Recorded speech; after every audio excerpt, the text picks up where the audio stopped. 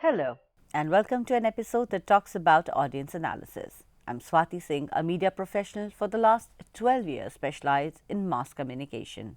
I have worked as a media professional with the Hindustan Times, Indian Express, Career Launches, Times of India, etc. And I've also taught digital and social media in various universities and colleges, including the Delhi University. Today, we shall be discussing about a very important part of our social media business, that is audience analysis. This is in continuation to the last lesson of audience analysis. We might be creating the best of publicity campaign and best of marketing strategies, but if we cannot identify the correct audiences, we are in for a very, very rude surprise. Not knowing our audiences would ensure that we lose on our efforts and end up doing zero successful work. Therefore, it is important and crucial to identify the correct people who would be the real flag bearers for our products and services. People who would buy our ware and who would be engaged with us for a good amount of time. So, let's start by discussing the objectives of this episode. The objectives of this lesson are to understand what is target audience analysis and why do you need it in the first place. How do you define and classify your core audiences? What are the best ways to identify their pain points? To learn about the various resources and tools out there that can be used to make this process more streamlined. So, how do we solve this problem? We focus on various ways of ensuring best audience attention for us. Ways discussed herewith are, to start with, creating a persona. Well, welcome to the most creative part of the target audience analysis, the creation of target personas. Your goal is to create a fictional person that carries the characteristics of your target audiences. Think of it like creating a game character, a mascot with a backstory. You first go through basic thing like the name, his age, gender, and then move to a more complicated element where you're defining his personality. You're trying to define their goals, values, roles in buying processes, their frustrations, their hobbies, their sources of information, and so on and so forth. Hopefully, you will be able to derive most of these things by looking at demographies and psychographics.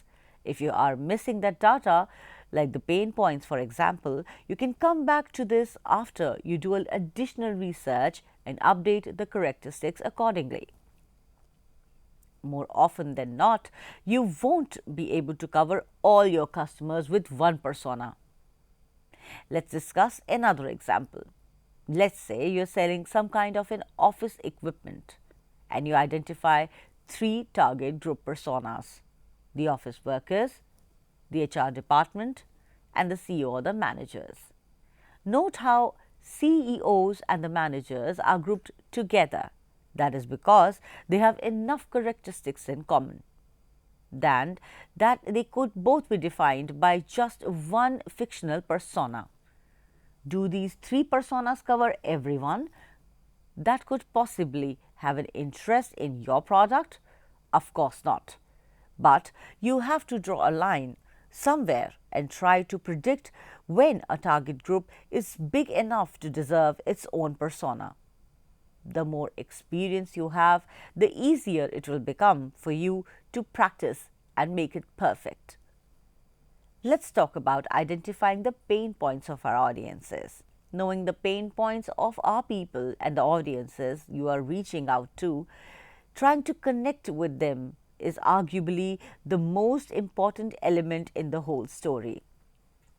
It allows you to craft the content with a sole purpose of solving an actual problem or question that is bothering real consumers, which is the ultimate goal of content marketing and the reason behind its true success.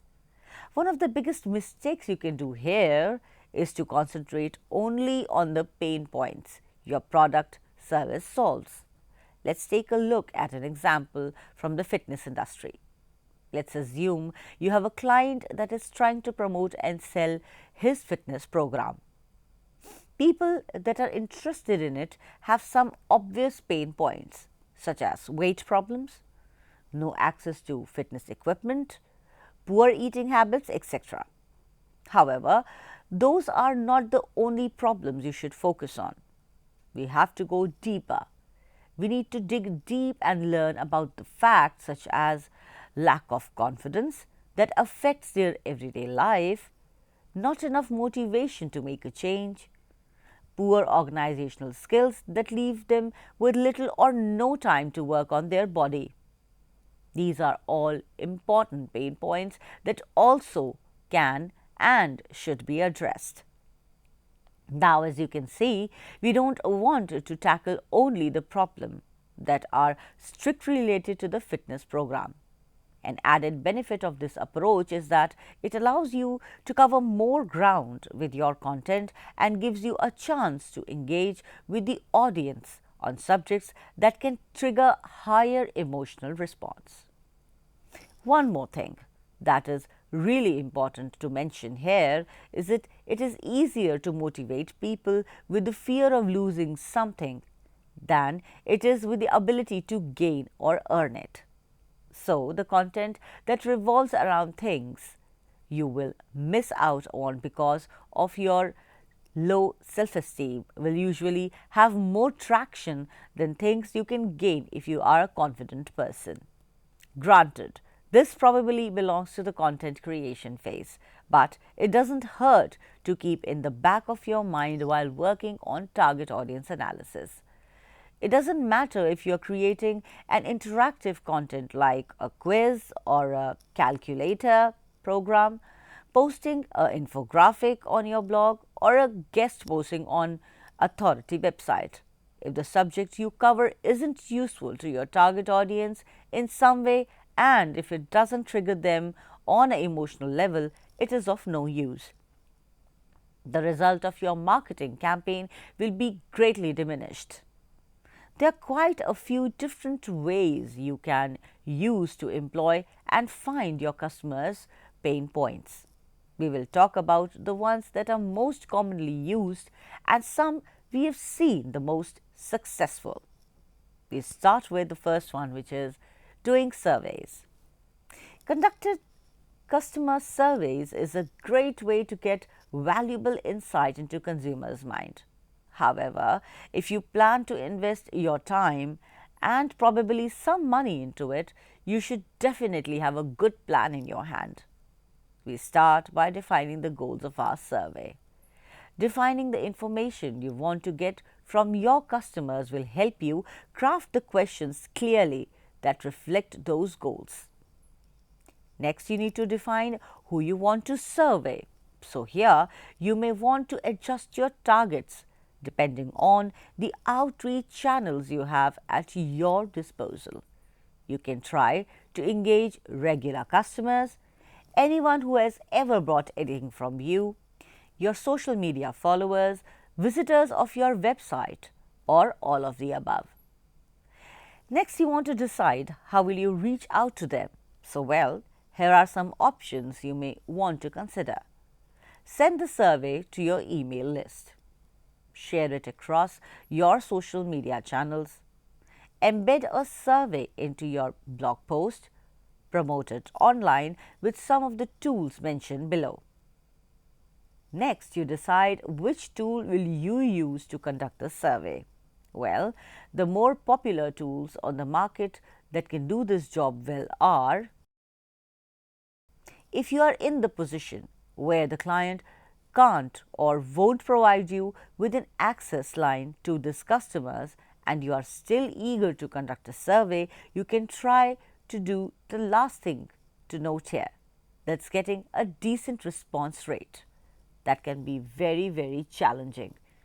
If your response rate is really low, try to look at how you can increase it by using social media. If you know where to look at, social media matrix can give you a valuable insight into your customer pain points and what kind of content are they interested in general. Let's talk about the Facebook insights. There is no point in trying to manually check anything on your Facebook fan page when Facebook tracks all the statistics you'll ever need. Now, these insights can be post for itself, so we won't go into too many technical details here. Besides demographic data, the most useful section you should pay attention to in the context of analyzing your customer pain points and interest is the post tab. You can check which kind of post, links, photos or videos attracted the most engagement of your customers, where they reacted, commented and shared it on an average. By looking at your top performing content, you could find a clue to what your followers want to know more about. Let's talk about the Facebook groups. Another great way to find out what is troubling your target audience is to find out and join Facebook groups in which people discuss your area of interest. Finding these groups can be quite challenging, at least finding the ones where you can get some valuable feedback. You'll probably join and leave 10 spam ones before you stumble upon something really worthwhile. A piece of advice: don't avoid groups where you have to fill out an application or say your reasons for joining. That kind of groups are generally free of spam, and members usually lead argumented discussions where you can join to gain some insight into your audience hearts. Let's come to the Twitter analysis. The story is the same as it is on the Facebook insights. A lot of useful demographic information about your audiences is available, but you want to concentrate on only a few metrics that may point to their exact pain points. Again, you want to look at the top performing content here. You can do that by selecting the top tweet tab while you are under the tweets section. The second thing you may want to check are the interests of your followers. Since you bothered to check Twitter analytics, you may as well inspect your organic audiences, which means the people who viewed and or engaged with your organic content you didn't promote by paid efforts. Use this information found here to get to know your followers better. Both Facebook and Twitter have a lot of data about their users you can use to see what resonates with your audiences the best. We highly recommend allocating some time to carefully go through everything they can offer. Look at what your competition is doing on social media. If you have some time to spare or you don't have enough followers to have valid sample, you may want to look at what are your main competitors doing on their social media handles. Look at the type of content that gets the most traction and engagement, as that is something you may want to replicate and improve upon in the future, since your target audience is obviously interested in it. This is challenging and time-consuming task to do by hand. So if you plan to really dive into here, and you can use some really good tools for that. They are Facebook, Twitter, Instagram, LinkedIn, Google+, Snapchat, YouTube, etc. Now let's talk about the keyword research. So keyword research is one of those things that is easy to explain but gets really complicated. really fast when you try to conduct it. There are a lot of great keyword research tools you can use, like the Google Keyword Planner, Word Tracker, SEMrush, Ahrefs, Longtail Pro, SERP Stat, KW Finder, etc. Now, how do you do it? Well, make a list of phrases you believe they use, that is, your target audiences use, and run it through your tool of choice. After that, depending on the tool that you are using, you should be able to see useful statistics like search volume, parent topic, posts that get most of the traffic that ranks for those keywords. Additionally, keyword ideas and so on are also available. In the scope of target audience analysis, the first step is gathering the phrases, the right ones. It's arguably very important. The tools are here to confirm your suspicions and to give you additional insight into how many people have the same questions. If some phrases have a research volume of 3 months while still being relevant, you may think twice before spending any resources on them. To compile a list of keywords and phrases, long tail keywords, worthy pulling through your keyword research tool, use Google Suggest. Google is constantly upgrading its search algorithms, so there are no reasons why you shouldn't make it a part of your list. Let's talk about the niche forums. Well, there are forums which are specifically designed to help people find answers to their questions. It is there a better way to find a real problem your audience is dealing with than to browse through forums related to your niche? Well, beside asking them directly, probably not. Information found here will give you an answer on really important questions. Is my perception of what the consumer wants to know more about correct?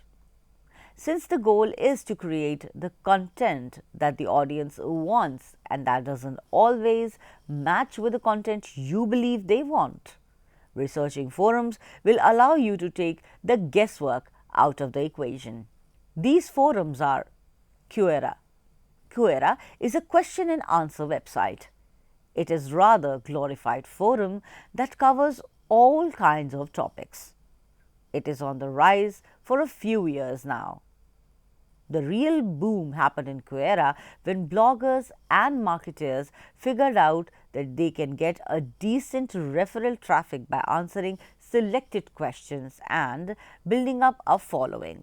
Because of that, you will encounter mountains of biased answers you have to take with a pinch of salt. What makes Quora useful for the target audience research is that it covers a huge area and a wide amount of different topics that have very user-friendly interface, which allows you to go through a lot of questions in a very short period of time. Let's say we are creating content for a client that has a project management tool. Just make a profile and type in the area you are interested in. After research and analysis, we need to complete the findings.